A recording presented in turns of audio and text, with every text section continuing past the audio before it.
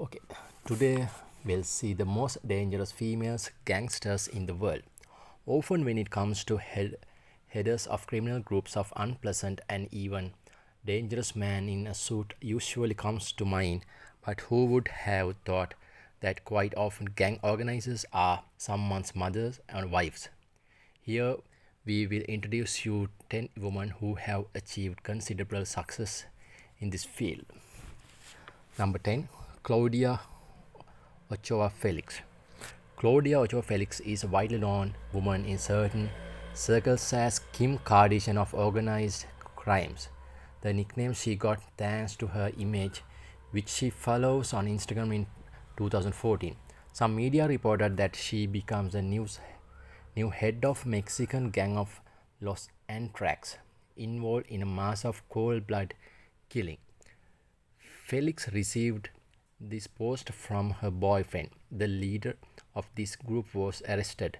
El Chino was accused of the death of three men who were found hanging on one of the Mexican bridge almost 4 years ago. Now, the number 9, Sandra Avila Beltran, was born on October 11, 1960. After becoming the head of Mexican drug cartel, she took the nicknames of the Queen of the Pacific. She was twice married.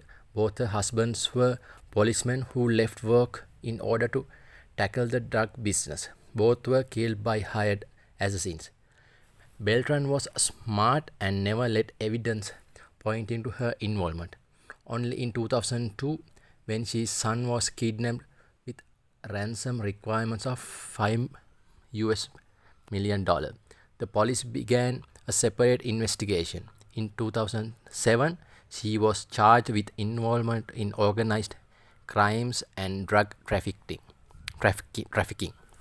Although many charges were dropped from her during the investigation, she is still credited with illegal possession of weapons and money laundering. During the interrogation, she introduced herself as a housewife who makes living by selling clothes. Sandra remains behind bars till this day. Now we'll see the number 10, Judy Moran. She was born on December 18, 1944. She well-deserved head of Moran family, a group of infamous criminals from Melbourne, Australia. The Moran family became famous when they were drug traffickers. Judy's first husband, Leslie Johnny Cole, died during the shootout in 1982. In 2000, her son Mark Cole was also killed. Later, she married Louis Moran. They had her son Jason Moran, who was shot dead in 2003. Dee Moran, her husband's brother, was killed in 2009.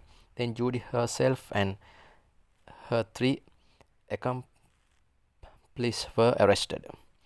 While the trials was underway, the house of Moran was set on fire by unknown people. As a result, Judy was sentenced to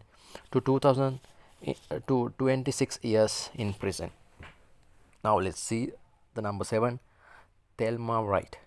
Husband of Thelma Wright, Jackie Wright, was big bump in the drug business in Philadelphia. He was killed in 1986. His body was found wrapped in carpet with a gunshot wound to the head after the murder. Thelma took on the family business and became the new leader in the drug cartel, delivering drugs from Los Angeles to Philadelphia. In 1991, she was in a shootout. This moment turned out to be a turning point for her, and she decided to leave the world of drug trafficking. Now we'll see number 6, Maria Leon. Maria Leon led a rather intense criminal life, even being the mother of 3 children. Maria was the leader of the gang involved in the transport of drugs, contract killing, and human trafficking. Among the other things, she enlisted the support of Mexican mafia, which immediately gave her the status of the most dangerous gangsters in Los Angeles. In 2008, her son Danny died in shootout with the police. Maria had found out about his when she was on the run in Mexico and decided to come to the funeral of the son. Since she was banned from entering the US, she agreed that she was taken there by one of the illegal routes. At the time, members of her gang were already under police surveillance, so it was not challenging to arrest her and several other people. Now we'll see the number 5, Maria Lizardi. Maria Lizardi was born on 1951. Maria, the former head of the Lizardi clan, settled on the North Naples before her appearance. His family has never associated with the sex industry. Maria also introduced a new source of income. Member of her gang bought minors from the Albanian mafia for $2,000. The girls were promised to work in another company, which they gladly agreed, hoping to get rid of the poverty that surrounded them in their homeland. On arrival of Naples, the girls found themselves in a real slavery. They were forced to provide a sex service, although those who do not fit this were simply killed. Maria Lizardi was arrested in 2001, still remain in the prison. We'll see the number 4, Rosetta Cutolo. Born in 1937, is known as the sister of the famous criminal and former head of the gang of Nuova Camorra Organizada, Rafael.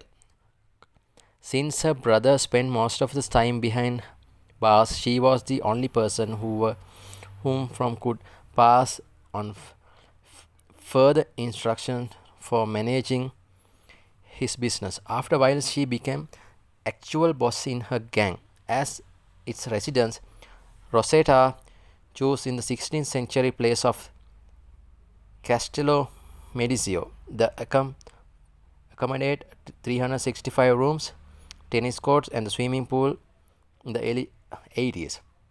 The absence to an impulse of feeling, she ordered to blow up a police station.